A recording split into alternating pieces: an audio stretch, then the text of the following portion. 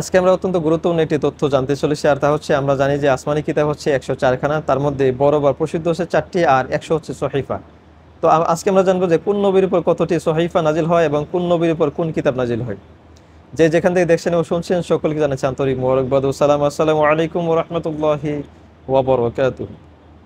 আমরা জানি যে আল্লাহ পাক মানুষের হেদায়েতের জন্য যুগে যুগে 1,24,000 মতান্তরে 2,24,000 নবী এবং রাসূল প্রেরণ করেছেন।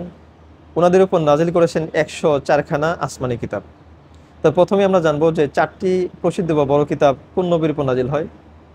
কোরআন নাজিল হয় আমাদের প্রিয় নবী হযরত মুহাম্মদ মুস্তাফা সাল্লাল্লাহু আলাইহি সাল্লাতু ওয়াসাল্লামের উপর। ইনজিল কিতাব নাজিল হয় হযরতে ঈসা আলাইহি সাল্লাতু ওয়াসাল্লামের উপর। জাবুর কিতাব নাজিল হয় হযরতে দাউদ আলাইহি সাল্লাতু ওয়াসাল্লামের উপর। তাওরাত কিতাব নাজিল হয় হযরতে মূসা আলাইহি সাল্লাতু ওয়াসাল্লামের উপর। তো এই 4টি কিতাব এই 4জন নবী এবং রাসূলের উপর নাজিল হয়। এখন আমরা জানবো যে 100 সহিফা কোন নবীর উপর কতটি নাজিল হয়। হযরতে আদম আলাইহিস সালাতু ওয়াস সালামের উপর নাজিল হয় 10টি সহিফা।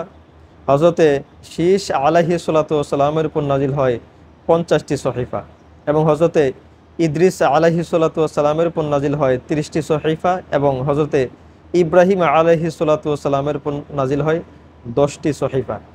এই মোট হলো 100টি সহিফা এবং 4টি আসমানি কিতাব, প্রসিদ্ধ বা বড় কিতাব। তো 104খানা কিতাবের উপর ঈমান রাখা আমাদের ঈমানের একটি গুরুত্বপূর্ণ অংশ। তো আমরা অনেকে বলে থাকি যে সনাতন ধর্ম বা পুরাতন ধর্ম হচ্ছে অন্য ধর্ম বা হিন্দু ধর্ম আমরা বলি। তো আসলে এই তথ্যটি ভুল বা এই কনসেপ্টটি ভুল। কেননা আমাদের প্রথম নবী ছিলেন, অর্থাৎ প্রথম মানব হচ্ছেন হযরতে আদম আলাইহিস সালাম। তো উনি ছিলেন মুসলমান। তো কাজেই আল্লাহ পাকের নিকট একমাত্র ধর্ম বা মনোনীত ধর্মই হচ্ছে বিশেষ করে ইসলাম ধর্ম। তো আল্লাহ পাক এই ইসলাম ধর্মের মধ্যে আমরা রয়েছি আলহামদুলিল্লাহ। তো যারা এই তথ্যটি বা এই বিষয়টি প্রথম জানলেন, সওয়াবের নিয়তে আপনি শেয়ার করে দিতে পারেন। যারা এই তথ্যটি আগে থেকে জানেন, আলহামদুলিল্লাহ, আল্লাহ পাক যেন আমাদের এই কোরআন, বিশেষ করে কোরআনুল কারীম আমরা বেশি করে তিলাওয়াত করতে পারি, এই কোরআনুল কারীমের দেখানো পথে আমরা চলতে পারি। বিশেষ করে আমাদের প্রিয় নবী হযরত মুহাম্মদ মুস্তাফা সাল্লাল্লাহু আলাইহি সাল্লাতু ওয়াস সালামের উপর দেখানো পথকে যেন আমরা অনুসরণ করে আমরা দুনিয়াতে চলতে পারি। কেননা আমরা এই দুনিয়াতে অল্প সময় আমরা থাকবো, অল্প সময়ের জন্য আল্লাহ পাক আমাদের দুনিয়াতে পাঠিয়েছেন। আর দুনিয়াটা হচ্ছে কয়েদখানা বা জেলখানা। এই দুনিয়ার মধ্যে কষ্ট থাকবে, বিড়ম্বনা থাকবে। যাদের দুনিয়ার কর্ম হবে ভালো, মৃত্যু হচ্ছে তাদের জন্য পুরস্কার।